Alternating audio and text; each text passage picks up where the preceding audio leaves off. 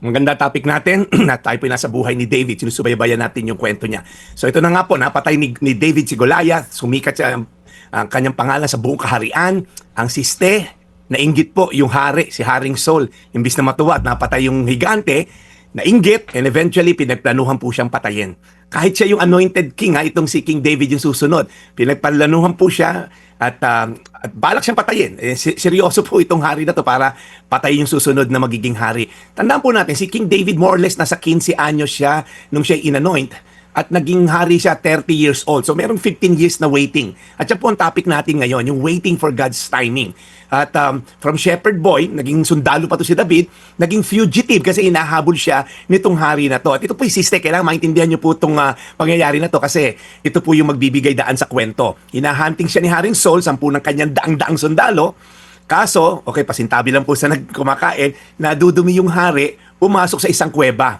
Of all, sa dami ng kuweba sa Israel, ang napuntahan niyang kuweba, nag-iisa lang pumasok yung hari, ay kung saan nagtatago si David kasama ang kanyang mga tauhan, mga bataan niya. So pag tinignan niyo po yung sitwasyon, perfect scenario. Okay? Pinapapatay ka ng hari na to, unguarded moment, pero tandaan niyo po, si David honored God, even may opportunity na very tempting. Si David po may perfect opportunity, private moment ng hari, pwede niyang patayin. Paglabas niya sa bunganga ng kuweba, hawak niya yung ulo na itong si Haring Saul, I'm sure magpapalakpakan yung mga sundalo ni Haring Saul. Pero, hindi niya yung ginawa. Yun ang maganda kay David. Sabi ng mga tauhan niya, boss, ito na yung araw na binigay ng Diyos. Ang sagot niya, hindi ko gagalawin ang piniling hari ng Diyos. Tandaan niyo po ito, hindi lahat ng oportunidad galing sa Diyos. Hindi lahat ng chance ay equals to calling. Just because you can doesn't mean you should. Hindi ngunit may oportunidad kang kumuha, wala nakakakita, dapat mong gawin. Pag nanakaw yon. May mga shortcut ka ba na gustong gawin para ma-attain mo yung goal mo sa buhay? May mga pagkakataon ba ako na gusto kong gumante, manglamang? Alam yon, kahit na may oportunidad, sabi ng Bible, huwag kang gumante, ako gagante para sa'yo. Pangalawa po dapat natin matutunan, David trusted God's timing more than his own feelings. Pagod na siya, hinahunting siya, pwede niyang patayin to any moment. Pero may verse sa Bible, sa Mangangaral 3:1, ang lahat sa mundong ito ay may kanya-kanyang panahon. May kanya-kanyang oras. Sinulat to ng anak ni David, si Haring Solomon. There's a time for everything. Okay? Kaya ang tanong ko sa inyo, am I rushing what God is still preparing? Baka piniprepare pa lang ng Diyos yung karakter mo, yung integridad mo. Gusto mo agad maging congressman, gusto mo agad maging senador. Baka dito sa pagiging SK mo, piniprepare ka pa ni Lord na maging tama yung puso mo, na hindi ka makura pagka biglang dumating yung oportunidad.